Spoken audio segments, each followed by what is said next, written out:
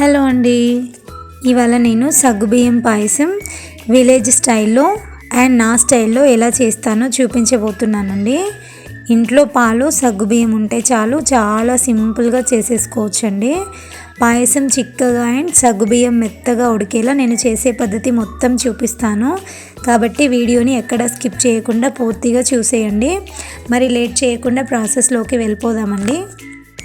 ముందుగా ఒక బౌల్ తీసుకొని దాంట్లోకి 2 చిన్న గ్లాసుల సగ్గుబియ్యం తీసుకుంటున్నానండి. వీటిని నేను ఒక 3 గంటల సేపు నానబెట్టుకుంటున్నానండి. ఇలా నానబెట్టుకొని 3 గంటల తర్వాత స్టవ్ ఆన్ చేసుకొని బౌల్ పెట్టుకొని దాంట్లోకి 2 స్పూన్స్ నెయ్యి అయినా 2 స్పూన్స్ ఆయిల్ అయినా యాడ్ చేసుకొని ఫస్ట్ డ్రై ఫ్రూట్స్ వేయించుకోవాలండి.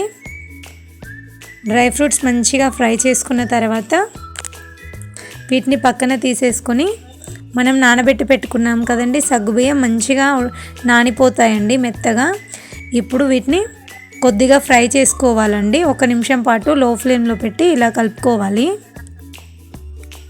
ఇప్పుడు దీంట్లోకి ఒక 1 గ్లాస్ వాటర్ వేసుకున్నానండి. వీడియో మిస్ అయింది.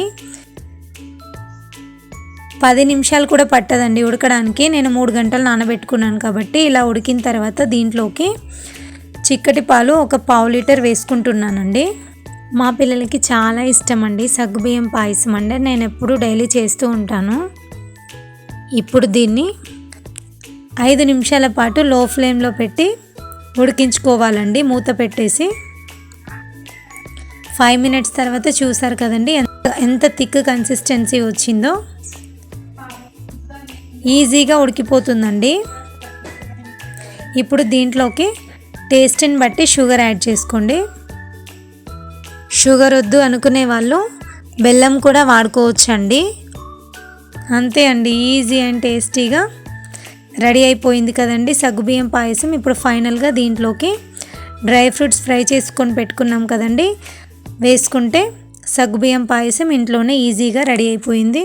మీరు కూడా ట్రై చేసి ఎలా వచ్చిందో కామెంట్ సెక్షన్లో కామెంట్ చేయండి. మీకు ఈ వీడియో నచ్చితే లైక్ చేయండి, షేర్ చేయండి. అలాగే హోమ్ స్టైల్ వంటల కోసం డింపుల్స్ కుకింగ్ ఛానల్ని సబ్స్క్రైబ్ చేయండి. Thank you for watching.